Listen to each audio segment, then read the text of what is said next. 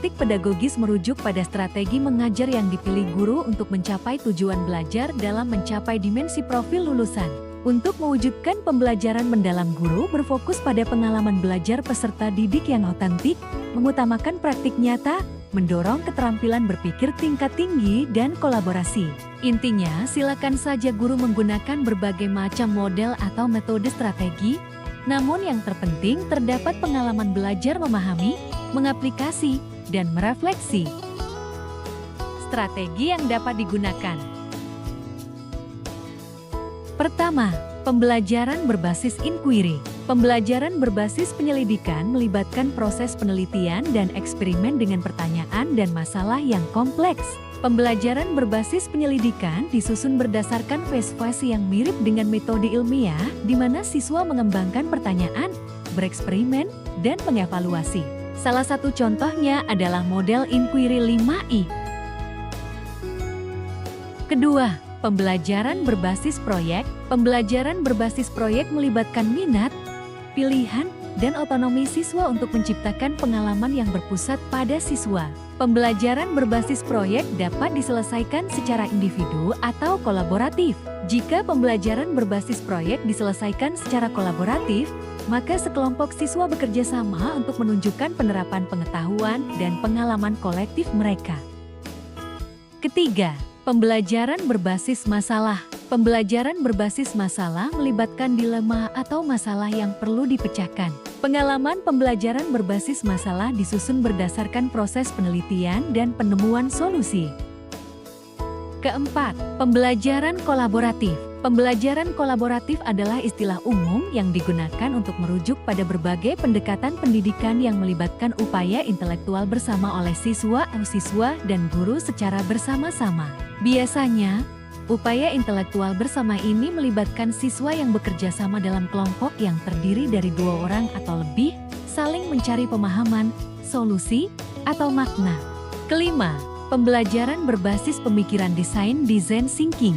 Pembelajaran berbasis desain melibatkan kreativitas, pemikiran kritis, dan curah pendapat untuk memecahkan masalah yang berpusat pada manusia. Pembelajaran berbasis desain memberikan kesempatan untuk terlibat secara kolaboratif dengan rekan sejawat untuk berinovasi dan menentukan solusi. Proses yang digunakan siswa untuk berideasi dapat bervariasi berdasarkan jenis proses desain yang Anda pilih untuk digunakan dalam pembelajaran. Keenam, STEM Science.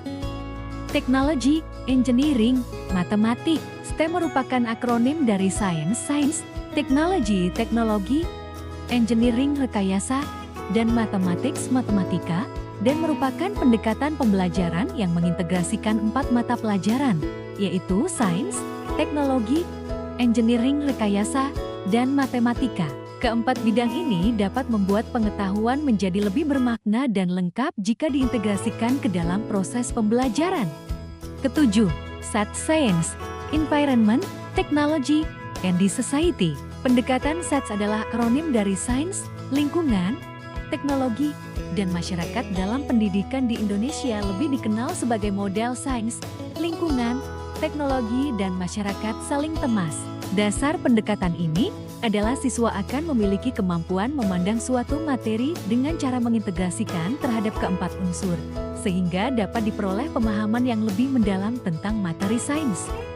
Kedelapan, pembelajaran berbasis skenario. Pembelajaran berbasis skenario adalah strategi pengajaran yang melibatkan peserta didik dalam pengalaman nyata. Pendekatan ini meningkatkan keterlibatan peserta didik dengan menyajikan konten dalam konteks yang memungkinkan peserta didik mengembangkan keterampilan dan pengetahuan yang berlaku untuk situasi nyata di masa mendatang.